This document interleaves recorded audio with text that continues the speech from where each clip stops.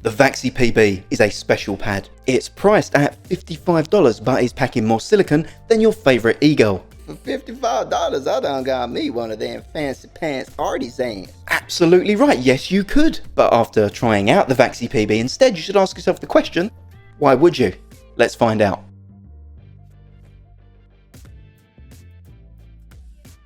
Vaxee have a reputation as a company for only dropping absolute bangers, and the Vaxee PB didn't disappoint. It shipped in a large flat brown card sleeve, and I can't remember where I've seen that before.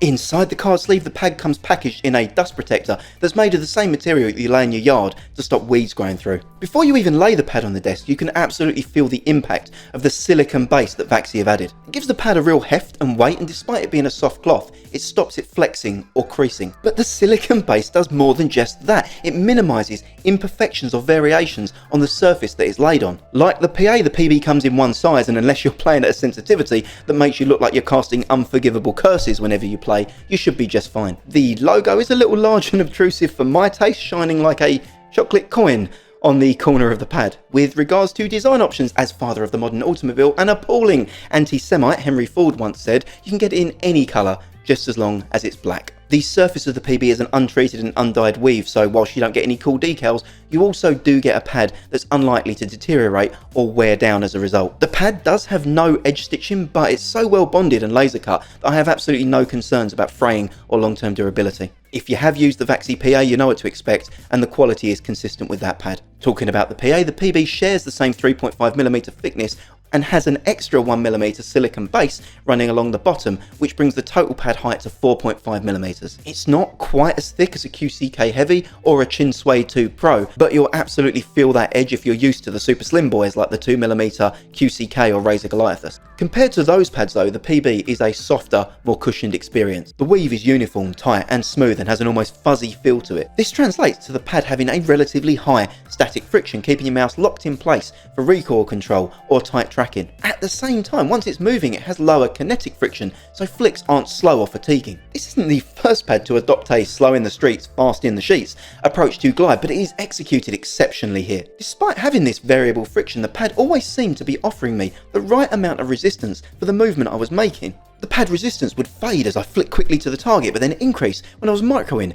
to keep the crosshair traced on them as they strafed during the duel. This wasn't an advertised feature of the pad, but it was really cool to see because I got the benefits of a control and a speed pad together on the same surface. Changing direction almost felt like it had a smooth slingshot momentum to it and was consistent no matter which direction I was swiping from or to.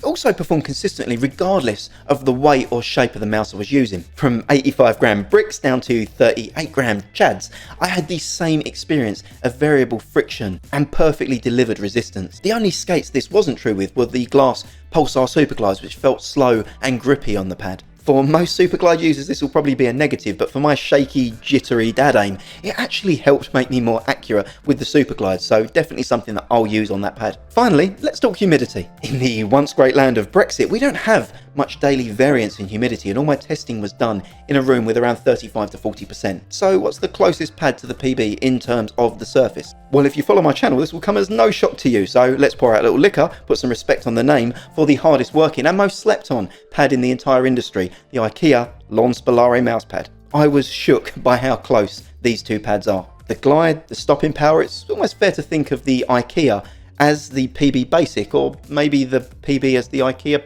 Pro. Ultimately, whichever way you look at it, these pads are close. Whilst the Ikea pad does have a similar glide, unfortunately the limited size, firmer base and deviation in the surface do make it the worst pad of the two. But that's kind of to be expected when the Ikea pad is $10 or less depending on where you live in the world. A more premium pad that I think goes toe to toe with the PB and is undoubtedly going to have comparisons to it is the Artisan Zero, specifically the classic model. Both are control surfaces, both have a very smooth finish, both use high quality uniform weaves and both have unstitched edges. But there are some pretty big differences that you should be aware of. The Artisan is a faster pad, regardless of which base option you go for, and that's felt on both static and kinetic friction. The Zero also doesn't have that variable friction that I mentioned, so you're driving at the same gear regardless of what you're doing on it. It's also lacking the silicone base of the PB, so any variation or bumps in the desk will be felt on it. Unlike the PB, which you could lay on a small impact crater and still be able to game just fine. Where the Zero does have a slight edge in my opinion are the base options that let you configure the firmness to your preference. By comparison, if the PB were an Artisan pad, I'd probably say it was extra medium, falling somewhere between mid and soft. You can also get the Zero with stitched edges on the FX model, but you'll pay $10 more for the trouble, bringing the total price of the pad up to $55 too. And that's a good point to start wrapping this up. When I started the video, I said most people's default response to the price tag will be, for that much I can buy an Artisan. My problem with that view is it makes a pretty big assumption that the Artisan is always going to be the best for every user and every scenario. Looking at the esports scene for games like CS, Valorant or my long dead Bay, Overwatch, Artisan have almost zero representation.